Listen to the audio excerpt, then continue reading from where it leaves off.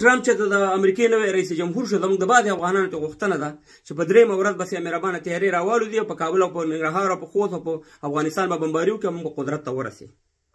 او بل په ایران کې چې کوم واقع شوي چې په لسهاوو زموږ افغانان پکې شهیدان شوي، په لسهاوو پکې زخمیان دي ورک دي، په دې سره خبرې کوم.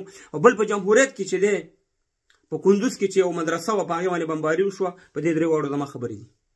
بدبختانه به ویم چې زموږ د بعضې افغانان چې وطن پروشان دي، ضمیر پروشان دي، قاتلین دي، غصبګر دي، زورواکان دي، جنګسالاران دي، پردي غلامان دي.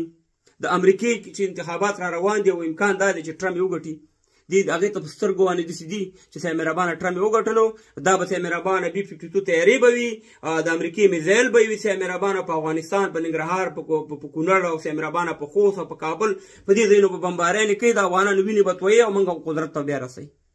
یعنې دومره زموږ او ستاسې ضمیر پروشان او وطن پروشان لرو افغانان لرو چې نه ملي فکر شته، نه ملي سوچ شته، صرف چې د دې د قدرت خبره ده.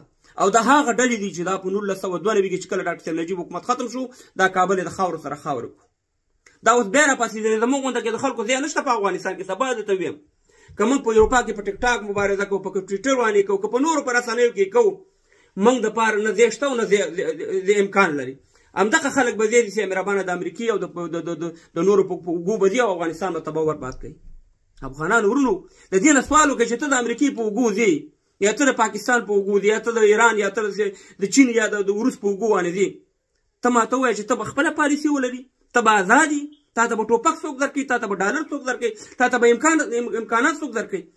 خو چې دی دله درکوي، خو دی دله خپله کار نه لري، خپل افغانان در باندې وژني، خپل ولس در باندې وژني. نن دغه وطن پروشان ضمیر پروشان تاسې وګورئ افغانان ورونو چې بدبختانه دلته په اروپا، په امریکا، په برطانیه او په ترکیې کې غونډې کوي او د امریکې نه د کفار نه مرسته غواړي چې موږ په افغانستان کې صاحب مهربانه اوسنی نظام یا د طالبانو حکومت د منځه ویسو. زما طالبانو سره بلا مخالفت دی ډېرو شیانو باندې، مګر زه په افغانستان کې جنګ نه غواړم. زه وینم چې دغه جنګ دغه تباهي او بربادي چې ده دا د افغانستان د تجزیه دغه ګرځي. او دا خلک هم دې ته ناست دي چې افغانستان تجزیه کړي د قوم په نوم، د بل په نوم، د بل په نوم باندې. دا خو هغه قاتلین دي افغانان ورونو چې موږ او تاسې کتلي چې څه عمل یې افغانستان سره کړی. بل بدبختانه به دا خبره وکړم افغانان ورونو چې په جمهوریت کې به یو واقع وشوه، په یو مدرسه به بمباري وشوه، یا په جومات یا په کور باندې به دغه وشوه، طالبانو به چغې والي، یا نور خلکو به چغې والي. دغه وخت قدرت والا یا جمهوریت والا به نه منل، ویل دا دروغ دي. اوس چې کومه واقع شوې ده په ایران کې، اوسنۍ د افغانستان اسلامي امارات اول یې منله نه، که ویې منله وی چې 2 دانې دي که 3 دانې پکې شهیدان شوي او 4 ډېر زخمیان دي. یعنې دا زموږ حل دی چې موږ کله چوکۍ ته ورسو، بیا چې مهربانه که ملت سره ظلم کېږي، ناروا کېږي، هر څه کېږي، خو صحیح بیان نشته دی. او بیا دا د 3 کالو مسلمانان چې په اروپا او په بل دي کې را پیدا شوي د خیاطان، دا پسې مهربانه رقم خبرې کوي. دا تعداد انتهایی ډیر دی. دلته افغانان په لسخاو تعداد کې شهیدان شوي دي، د صاحب مهربانه زخمیان شوي دي، اوسه پورې ورک دي، د پاکستان په یو په بل محبسونو کې پراته دي.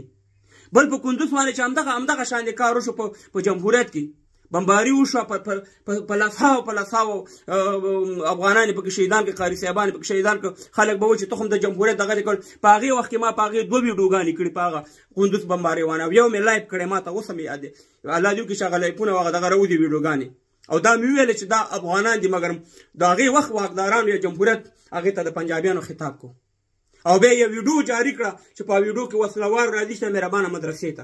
خو ټیک دغه وسلوار خو راځي مدرسې ته، خو دغه ته نه ګوري چې 95% دې کې ورونه بېګناه افغانان پکې دي چې دغه مدرسې یا دغه جومات ته راغلي. نو ته څنګه د 5 کسانو په سر باندې هلته بمباري کوې چې مهربانه، او په لسهاو د افغانانو ماشومان دې شهیدان کړه. ما خپل ضمیر هماغه وخت کې ما ته دغه نه ده چې زه په هغې خاموشه پاتې شم. ما په هغې وخت کې په دغه جنرال مبین صاحب ته معلومات دی، نور طالبانو ته معلومات دی، په هغې وخت کې مې ویل چې دا زموږ افغانان دي، دا ولې دا کارونه کوئ. نو خبره دا ده چې کله په جمهوریت په وخت کې به طالبانو به هدایت کول چېرې پلاني دي کې ظلم شوی، وحشت شوی دی، یو جمهوریت والا به نه منله. اوس چې دی ورته وایي چې پلاني دي کې افغانانو سره ظلم شوی، اوس د اسلامي امارت سره نه مني. د خدای په لحاظ باندې خدای ته ورتګ دی. د دې ملت غم وخورئ. دا ځوانان روان دي، وطن ته نه پرېږدي. دې ځوانانو ته د کار زمینه، دا هر شی ستا وظیفه ده. نو الله دې وکړي چې دغه افغانانو پوښتنه وکړي، صحیح معلومات موږ ته راکړي افغانانو ته. دا زموږ حق دی چې دې دا وکړو. الله دې افغانستان جوړ کړي.